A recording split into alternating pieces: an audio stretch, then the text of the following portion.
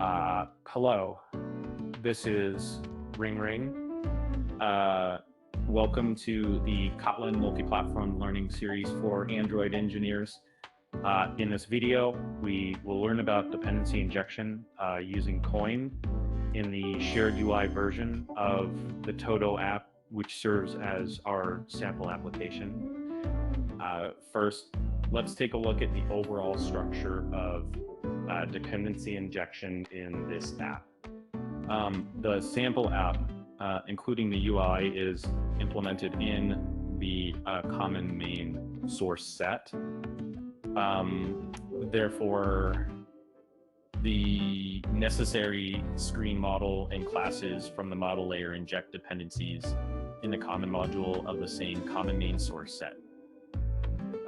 This CommonModule is called from the application class of both Android and iOS. Any classes specific to Android and iOS that cannot be resolved in CommonModule are injected with dependencies from the AndroidMain source set and the iosApp module. In this app, we're using the Koin library for dependency injection. Koin is a practical, lightweight dependency injection framework for Kotlin and Kotlin Multiplatform. It was developed by Kotzilla and open source contributors. Kotzilla is a technology maker based in France. Now, let's see how we inject dependencies using Koin from the code. The init Koin function on the left side injects dependencies using the CommonModule and platform module functions. The CommonModule in the center contains the dependency injection methods for each class. Single injects the class as a singleton, while factory generates an instance for each injection.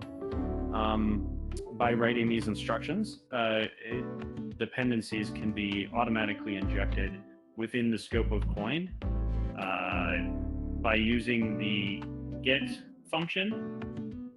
The platform module function declares the implementation of functions on each platform using expect. Finally, in the right side, the actual platform module function is implemented. In this example, it's reverting the dependency injection of school driver used in school daylight. The init Koin function we've seen so far is called and used in the application class of both Android and iOS. And that concludes the explanation for this video. Thank you for watching. If you found this guide helpful, don't forget to like, subscribe, and hit the bell icon. Stay tuned for more content on Kotlin Multiplatform.